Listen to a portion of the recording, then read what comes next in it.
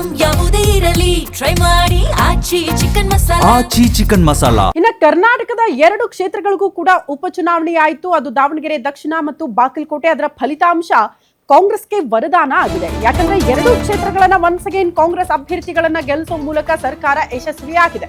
2 ಕ್ಷೇತ್ರಗಳ by election ಗೆದ್ದು ಬೀಗಿರೋದು ಕಾಂಗ್ರೆಸ್.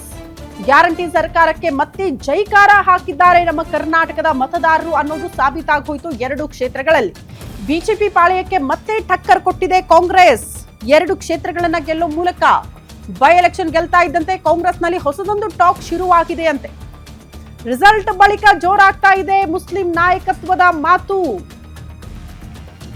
ಪರ್ಯಾಯ ಮುಸ್ಲಿಂ ನಾಯಕತ್ವಕ್ಕೆ ವೇದಿಕೆ ಆಗಿದ್ದ ದಂಗಲ್ ಪ್ರಮುಖವಾಗಿ ದಾವಣಗೆರೆ ದಕ್ಷಿಣ ಉಪಚುನಾವಣೆಯಲ್ಲಿ ಬಹಿರಂಗವಾಗಿ ಮುಸ್ಲಿಂ ನಾಯಕತ್ವದ ವಿಚಾರಕ್ಕೆ ಸಂಬಂಧಪಟ್ಟಂತೆ ಕಿತ್ತಾಟ ಆಯಿತು. ಜಮೀರ್ ಅಹಮದ್ ಖಾನ್ ಪರ್ಯಾಯವಾಗಿ ಪಕ್ಷದಿಂದ ಮುಸ್ಲಿಂ ಶಾಸಕರಿಗೆ ಒಂದು ಅವಕಾಶ ಸಿಗಬೇಕು ಅನ್ನೋ ರೀತಿಯಲ್ಲಿ ಚರ್ಚೆಗಳಾಗ್ತಾ ಇದೆಯಂತೆ. ಅದರಲ್ಲಿ ಕೆಲವರ ಹೆಸರು ಕೂಡ ನೋಡೋದಕ್ಕೆ ಸಿಗ್ತಾ ಇದೆ. ರಿಜ್ವಾನ್ ಅರ್ಷದ್ ಅವರ ಹೆಸರು ಕೂಡ ಮುನ್ನೆಲೆಯಲ್ಲಿದೆ.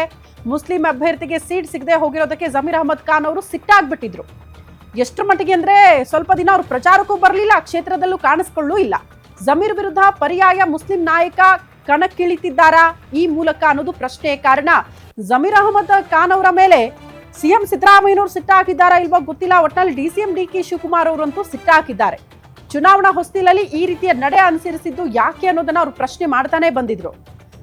ಹಂಗಾಗಿ ಈಗ ಜಮೀರ್ ಅಹಮದ್ ಖಾನ್ ಅವರಿಗೆ ಪರ್ಯಾಯವಾಗಿ ಮತ್ತೊಬ್ಬ ನಾಯಕನನ್ನ ತರಬೇಕಾ ಮುನ್ನೆಲೆಗೆ, ಈ ಚರ್ಚೆಗಳು ಪಕ್ಷದ ವಲಯದಲ್ಲಿ ಆಗ್ತಾ ಇದೆ. ಹಂಗಾಗಿ ಯಾರು ಬರ್ತಾರೆ ಅವರಿಗೆ ಸರಿಸಮಾನರಾಗಿ ಅನ್ನೋದು ಪ್ರಶ್ನೆ. ಕೆಲವರ ಹೆಸರು ಕೂಡ ನೋಡೋದಕ್ಕೆ ಸಿಗ್ತಾ ಇದೆ.